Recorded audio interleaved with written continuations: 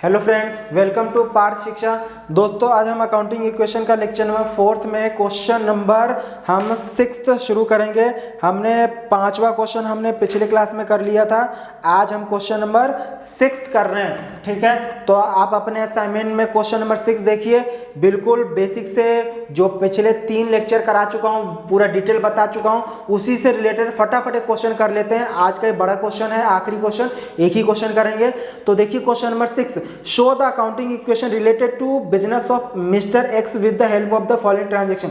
यानी आपको accounting equation बताना है किसका, मिस्टर एक्स के ट्रांजेक्शन से related. Invested rupees 40 lakh as capital in the business. Invested 40 lakh मतलब कि बिजनेस स्टार्ट किया 40 लाख रुपए से। तो 40 लाख रुपए से बिजनेस स्टार्ट किया, इसका मतलब 40 लाख रुपए जो है वो कैश है और 40 लाख रुपए उसकी क्या हो गई, कैपिटल हो गई। तो 40 लाख रुपए का कैपिटल। नेक्स्ट है purchase the building on cash from Mohan rupees 50 lakh by taking a loan from bank. Bank से लोन लिया है जी, तो loan from bank, loan from bank, bank से लोन लेके, यानी कि मैंने क्या किया है कि बैंक से 15 लाख रुपए का लोन लिया और उस लोन से मैंने कैश में खरीद लिया। बैंक से लोन लिया तो बैंक से लोन लेना है लायबिलिटी, क्योंकि लोन बैंक वाले को मुझे फ्यूचर में पेमेंट करना पड़ेगा ना। हाँ जी, तो 15 लाख रुपए का जो है वो मैंने लोन ले लिया है, तो 15 लाख रुपए की लायबिलिटी तो हो गई। अब वो 15 लाख रुपए का लोन आया, अब लोन आया होगा तो उस लोन से मैंने क्या किया, लोन से मैंने खरीद लिया है बिल्डिंग। क्या खरीद लिया है, बिल्डिंग। तो दो रास्ते हैं, यानी कि अगर मैं लोन यहाँ पे लूंगा तो लोन लूंगा कैश, 15 लाख रुपए मेरे पास आया और वो 15 लाख रुपए का मैंने क्या खरीद लिया, मैंने खरीद लिया है बिल्डिंग। तो सीधा सीधा मैं बिल्डिंग के कॉलम में लिख दे रहा हूं 15 लाख रुपए। मैं एक बार 15 लाख रुपए कैश में प्लस करूंगा, फिर दोबारा माइनस करूंगा। उससे अच्छा है कि सीधा सीधा मैं 15 लाख रुपए का बिल्डिंग दिखा दूं। कमाल है ना, 15 लाख रुपए का लोन लिया, मैंने बिल्डिंग खरीद लिया, बस कमाल है ना। यानी कि बिल्डिंग जो है वो उधार में नहीं है, बिल्डिंग तो मैंने कैश में खरीदा और ये कैश आया कहां से, बैंक से लोन लेने पर। समझ में आया? हाँ जी, तो ये 2 ट्रांजेक्शन हमारा कंप्लीट हो गया। तो इसका मतलब अब न्यू इक्वेशन आ जाएगा। न्यू इक्वेशन में यहाँ पे 40 लाख रुपए आ जाएगा और ये आपका 15 लाख रुपए आ जाएगा, ठीक है। और इधर भी है आपका 15 लाख रुपए की बिल्डिंग और 40 लाख रुपए की कैश। तो ये आपका सेकंड ये आ गया न्यू इक्वेशन। क्या आ गया दोस्तों, ये न्यू इक्वेशन आ गया।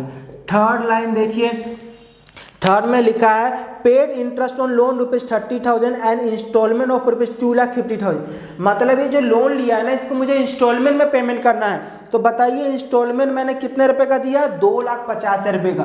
तो मेरे सर पे अभी चिंता कितने रुपए की है, 2.5 लाख रुपए की। तो 2.5 लाख रुपए की चिंता है, तो चिंता में कितने रुपए से कमी आ गई, 2.5 लाख रुपए। अगर मैंने बैंक से लोन लिया 15 लाख, 2.5 लाख रुपए का इंस्टॉलमेंट दे दूंगा, तो बताइए अब मेरी चिंता 2.5 लाख रुपए से कम हो जाएगी ना। मेरी चिंता कितने से कम हो जाएगी, 2.5 लाख रुपए से। तो अब चिंता कितने रुपए की रह गई, 12,50,000। कमाल है ना। हाँ जी, और साथ में ना 30,000 रुपए का इंटरेस्ट भी दिया है। तो इंटरेस्ट जो है वो एक्सपेंस है, वेस्ट ऑफ मनी है, क्योंकि इंटरेस्ट से मेरा कोई एसेट्स क्रिएट हुआ क्या, नहीं हुआ। तो इंटरेस्ट मेरा वेस्ट ऑफ मनी है। तो इंटरेस्ट कितना रुपए मैंने दिया, कैपिटल कम हो जाएगा। इंटरेस्ट एक्सपेंस है, मैं ऑलरेडी बता चुका हूं कि कोई भी एक्सपेंस अगर होता है तो मेरा उससे कैपिटल कम हो जाता है। 30,000 रुपए का सर, 2.5 लाख रुपए इंस्टॉलमेंट, 30,000 रुपए का interest, waste of money. Total मेरे जेब से कैश कितना निकला सर, मेरे जेब से टोटल कैश निकला 2,80,000। कमाल है ना। 2.5 लाख रुपए की चिंता कम हो गया, 30,000 रुपए इंटरेस्ट चला गया, इंटरेस्ट से मेरा कैपिटल कम, और ये इधर बच जाएगा 37,20,000 रुपए। कैलकुलेशन में कई बार गलती हो जाता है, तो देख के आप टोटल करिएगा। ये आपका आ गया न्यू इक्वेशन, ठीक है। अब बात करते हैं फोर्थ। तो फोर्थ एडजस्टमेंट में लिखा है परचेज गुड्स फ्रॉम सोहन। यहाँ पे हमने गुड्स खरीदा है, स्टॉक का कॉलम बन जाएगा, स्टॉक का कॉलम बन जाएगा। तो कितने रुपए का हमने गुड्स खरीद लिया है सोहन से, 1 लाख रुपए का, कुछ नहीं लिखा, नाम लिखा, मैंने बताया नाम लिखा है तो उधार मानते हैं, और नाम ना लिखा होता तो कैश मानते। तो 1 लाख रुपए का हमने गुड्स खरीद लिया है स्टॉक उधार में, तो उसको क्या कहते हैं, क्रेडिटर कहते हैं। क्या कहते हैं दोस्तों, क्रेडिटर। तो क्रेडिटर अभी तक के कुछ भी नहीं था, अब कितने रुपए का हो गया, 1 लाख रुपए। ऊपर आप 00 लिख लीजिएगा, तो यहाँ पे ये करने पे 39,70,000 रुपये था ये कैपिटल, यहाँ 0, तो ख़त्म हो गया ये वाला ट्रांजैक्शन भी। बाकी जगह जहाँ पे मैं बता चुका हूँ, जहाँ पे ये कोई इफेक्ट नहीं आता है वहाँ पे हम लिख लेते हैं 0। न्यू इक्वेशन में यहाँ पे 37 लाख रुपये 20,000 आएगा, यहाँ 15 लाख रुपये और ये 1 लाख रुपये। यही आपको लिखते जाना है, लिखते जाना है और लिखते जाना है। 12,50,000 ट्रांजैक्शन इसमें ज़्यादा है, बोर्ड भर जाएगा, आप लिखते जाइए। नेक्स्ट है फिफ्थ में क्या लिखा है, फिफ्थ में लिखा है आपका return goods to Sohan costing 20,000। देखिए जी, सोहन से मैंने ये क्रेडिटर जो है मेरा सोहन है, कौन है, सोहन है। तो सोहन से मैंने 1 लाख का सामान खरीदा, 20,000 का कोई डिफेक्टिव आ गया होगा, तो डिफेक्टिव गुड्स को वापस करेंगे तो मेरा गुड्स कितने से कम हो जाएगा, 20,000 रुपये से। अब 1 लाख रुपए देना था ना, जब 1 लाख का सामान खरीदा, अब 20,000 का सामान तो वापस कर दिया, तो मेरा क्रेडिटर कितने से कम हो जाएगा, 20,000। 20,000 से मेरी चिंता कम हो जाएगी, तो चिंता कम हो जाएगी तो माइनस, तो अब बाकी सब जगह 0 कर लीजिए, ये न्यू इक्वेशन आ जाएगा। तो आप एज इट इज लिख लीजिए 37,20,000 रुपये, 15 लाख रुपये और यहाँ घटा देंगे 80,000 रुपये बचेगा। यहाँ है आपका 80,000, यहाँ 12,50,000 और 39,70,000। उसके बाद क्या है, नेक्स्ट है आपका sold goods worth ₹50,000 to Ram.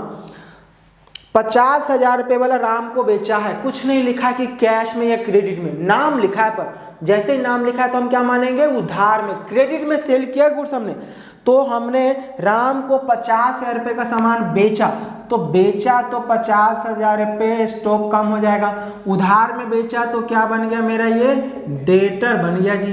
तो डेटर मेरे लिए एसेट्स होता है, ऊपर 0 लिख लेना है आपको, कितने रुपए का, 50,000 रुपये का, बस यही है। बाकी जगह जहाँ कोई इम्पेक्ट ना है 0 लिख लेना है, मैं आपको ऑलरेडी बता चुका हूँ।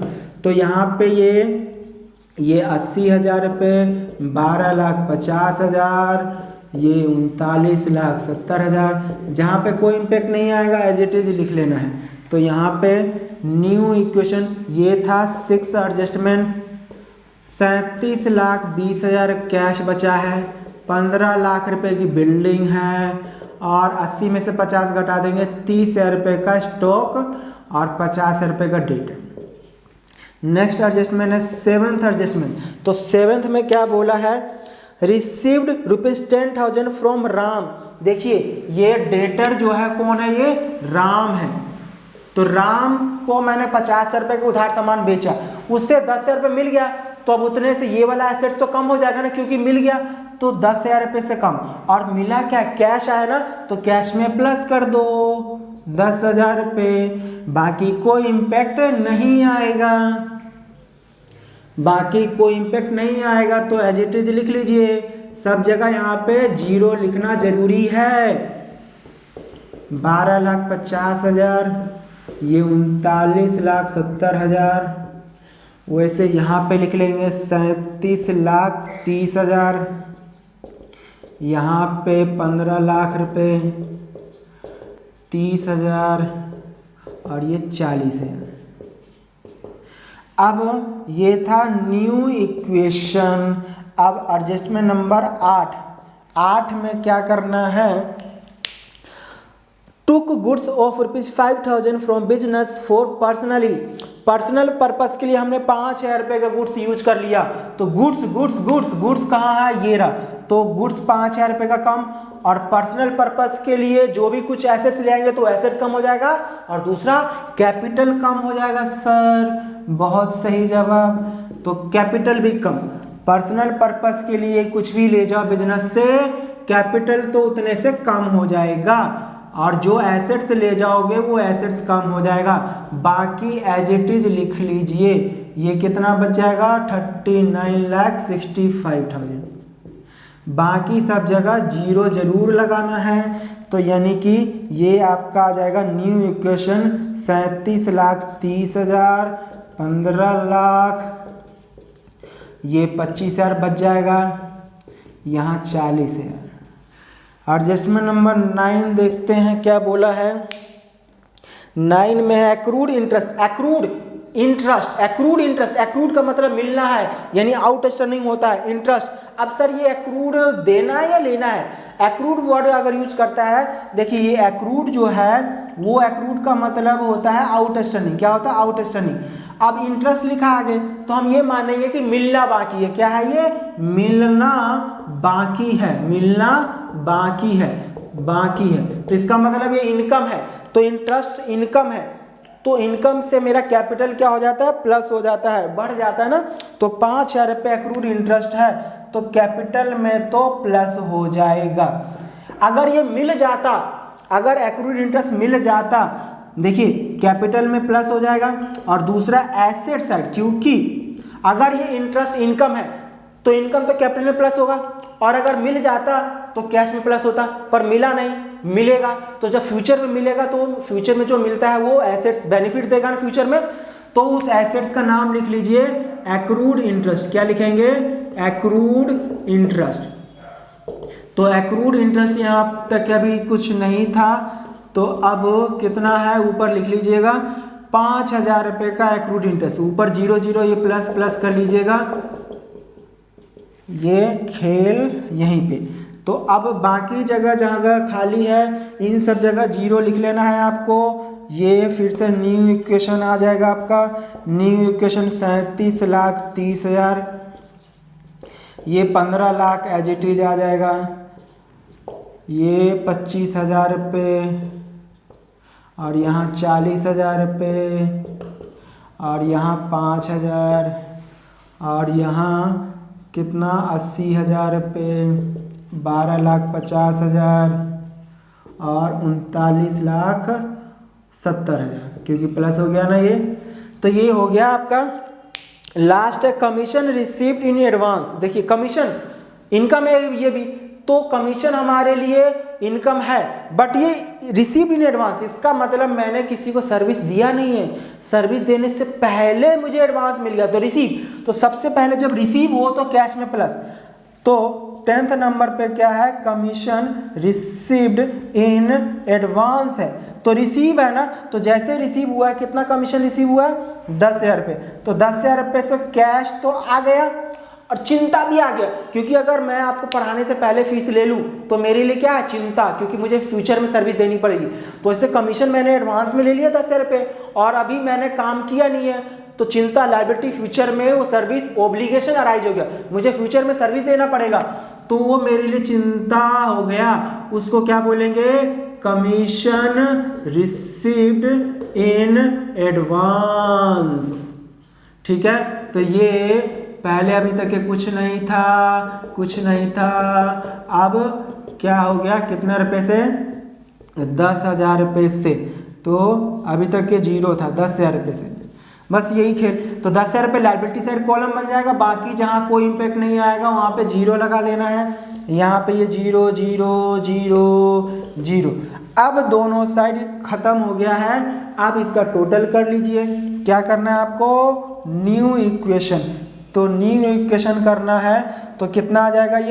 ये आपका आ जाएगा 37,40,000 रुपये, 15 लाख रुपये, 25,000 रुपये, 40,000, 5,000 इक्वल टू 10,000 प्लस 80,000 प्लस 12,50,000 और ये 39,70,000। आप देखिए क्या दोनों साइड का बराबर आ रहा है? दोनों साइड का टोटल करिए, ये इधर आएगा, तो टोटल जरा जोड़ के देखिए कितना आ रहा है दोनों साइड का।